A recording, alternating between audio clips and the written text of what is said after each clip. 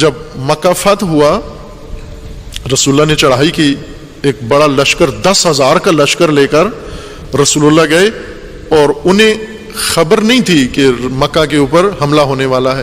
جب بالکل مکہ کے قریب پہنچ گئے تو انہیں خبر ہوئی اہل مکہ کو کہ ایک لشکر جرار مدینہ سے آ گیا ہے اور انہوں نے محاصرہ کر لیا ہے، بوکھلا گئے۔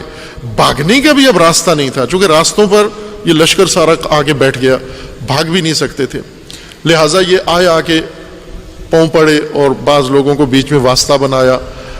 اس وقت رسول اللہ کے چچا تھے جو ابھی تک مسلمان نہیں ہوئے تھے، عباس، جن کی اولاد بنو عباس کہلاتے ہیں، ہارون و مامون و امین و یہ لوگ جن کی اولاد ہے، عبداللہ ابن عباس جن کے بیٹے ہیں، یہ جن کا قصہ سید الشہداء کے اس قیام کے اندر آیا ہے بارہا۔ عبداللہ ابن عباس، عبید اللہ ابن عباس، ان کے 2 بیٹے تھے، یہ ابھی تک مسلمان نہیں ہوئے تھے، یہ سگے چچا تھے رسول اللہ کے۔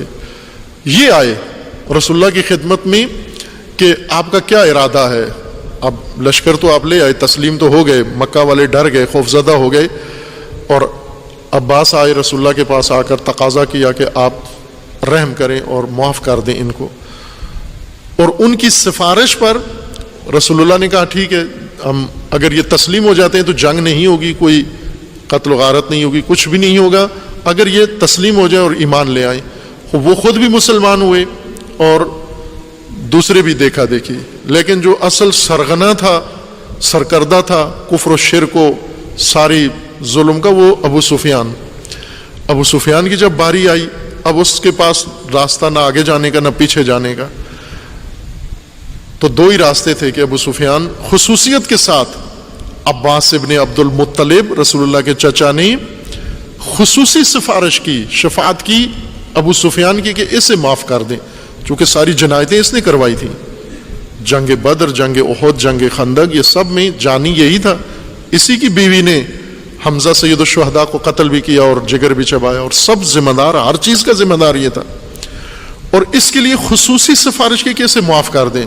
رسول اللہ نے فرمایا صرف ایک صورت میں معاف کر سکتا ہوں کہ یہ مسلمان ہو جائے، پھر معاف کر سکتا ہوں۔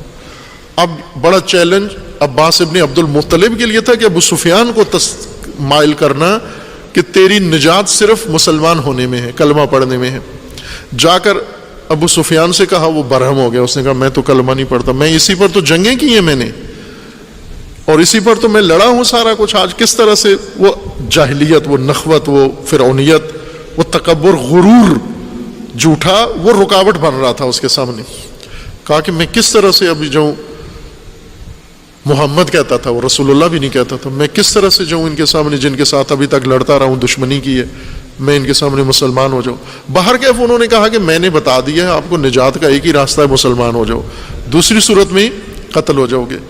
اب اس کو جان بھی بچانی تھی اپنی، اور زیرک بھی بہت تھا۔ باہر کیف اس نے سوچ کے مہلت مانگی، مہلت لے کر اس نے سوچا اور پھر فیصلہ کیا مسلمان ہوتا ہوں۔ مسلمان ہونے کے لیے رسول اللہ کے پاس آیا، اور آ کر یہ نہیں کہا کہ میں معذرت چاہتا ہوں، معافی مانگتا ہوں، میں نے بہت ظلم کیا، میں گمراہ تھا، کچھ بھی نہیں کہا۔ کہا کہ بتائیے کیا کہتے ہیں، میں کیا کروں؟ کہا کہ مسلمان ہو اور کیا کریں؟ کہا ٹھیک ہے میں مسلمان ہوتا ہوں، بتائیے کیسے ہوتا ہوں؟ تو رسول اللہ نے کلمہ پڑھا اور کہا کہ یہ پڑھو، لا الہ الا اللہ۔ اس نے نہیں پڑھا۔ عباس ابن عبد المطلب نے کہا کہ یہ پڑھنا پڑے گا تمہیں، چونکہ وہ لا تو حبل کو اللہ مانتا تھا، وہ بتوں کو اللہ، اور ابھی تک مان رہا تھا، اسی حالت میں مان رہا تھا۔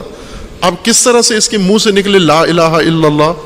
باہر کیف تکرار کرنا پڑا، 2-3 دفعہ کے تکرار پر اس نے دھیمے سے آواز میں بادل ناخواستہ کہہ دیا لا الہ الا اللہ۔ اب آگے دوسرا حصہ کہا کہ پڑھو محمد الرسول اللہ۔ اٹھ کے کھڑا ہو گیا، کہا یہ تو کبھی نہیں پڑھوں گا میں، یہ حصہ نہیں پڑھوں گا میں تو، اور چلا گیا۔ کہا وہ پہلا حصہ ٹھیک ہے، لا الہ الا اللہ کافی ہے، میں اسی سے مسلمان ہو گیا ہوں۔ کہا نہیں ہو سکتے مسلمان، جب تک محمد رسول اللہ نہیں کہو گے اس وقت تک مسلمان نہیں ہو سکتے۔ اور اس نے نہیں پڑھا، اور رسول اللہ نے فرما دیا کہ یہ نہیں ہوا مسلمان، اور حکم ابھی باقی ہے اس کے لیے۔ پھر عباس گئے دوبارہ اور اس کو مائل کیا، مذاکرات کیے، اور اسے خطرے بتائے، جب اسے صحیح، پہلے یہ سنجیدہ نہیں ہو رہا تھا، یہ سمجھ رہا تھا کہ شاید بات ٹال جائے گی، یہ چچا ہیں رسول اللہ کے، اور چچا کسی نہ کسی طریقے سے میرے لیے کوئی چھوٹ لے لیں گے، جس طرح آج کل مومنین کے دلوں میں ہے کہ کوئی نہ کوئی چھوٹ تو ہمیں دلوا ہی دیں گے اس تعلق کی وجہ سے۔ وہ یہ بھی اس امید میں تھا کہ کوئی نہ کوئی چھوٹ تو مل جائے گی۔